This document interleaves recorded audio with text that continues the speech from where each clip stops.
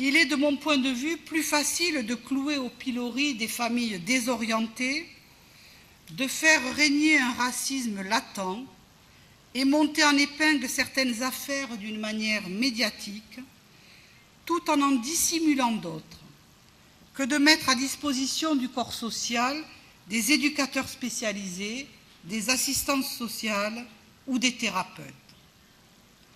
Mais même avant ces personnes essentielles, il est indispensable que la société accepte d'investir dans sa jeunesse, par la formation adéquate des enseignants, par des salaires attractifs.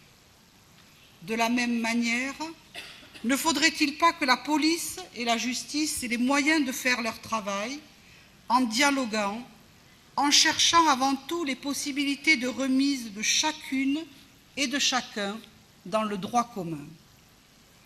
À Bobigny, bien sûr, nous avons quelques affaires de braquage, de trafic de drogue, mais bien loin de ce que l'on pourrait imaginer quand on parle de la Seine-Saint-Denis. Les mouvements de violence qui ont secoué les banlieues parisiennes en 2005 ont épargné notre ville. Nous avons déployé sur la ville des animateurs jeunesse, sportifs, des médiateurs, et il n'y a eu que quelques actes sans gravité. Cette année-là, le conseil municipal s'est réjoui de constater que l'investissement en personnel qualifié, de dialogue, de médiation était d'un très bon rapport à côté d'équipements publics mis à sac ou abîmés. Nous multiplions aussi des moments festifs de grande qualité, afin de permettre à tous les Balbiniens qui le souhaitent de se retrouver lors de banquets gigantesques, de fêtes le long du canal de l'Ourcq, et là, l'intergénérationnel est là. Les vœux de début d'année ont été transformés pour devenir une après-midi de fête ouverte à toutes celles et ceux qui le souhaitent. La notion de personnalité au sens de VIP a été gommée afin de mettre à égalité de droits les citoyens de notre ville, français ou non, électeurs ou non.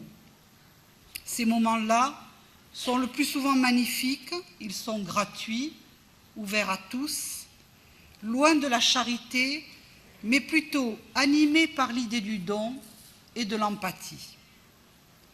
Dans le même esprit, chaque semaine, je tiens des permanences sans rendez-vous, ouvertes à tous. Là encore, chacun est à égalité. Il s'agit strictement et juste de respecter l'ordre d'arrivée.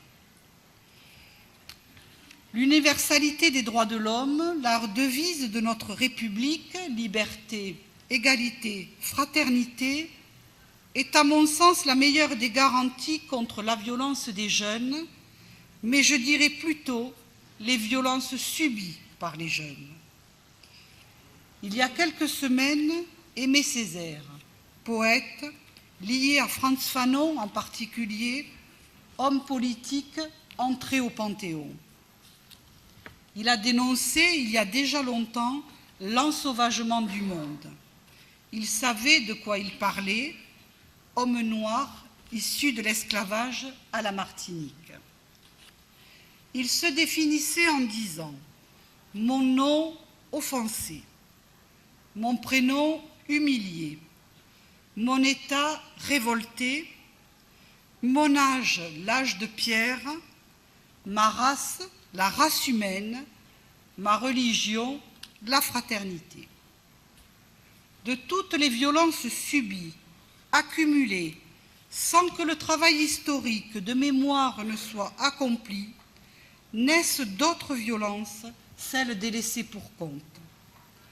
Mais comme elles sont sages et mesurées, ces violences, comparées à celles qui régissent notre monde actuel et que les élus tentent modestement de réparer, assidûment, jour après jour.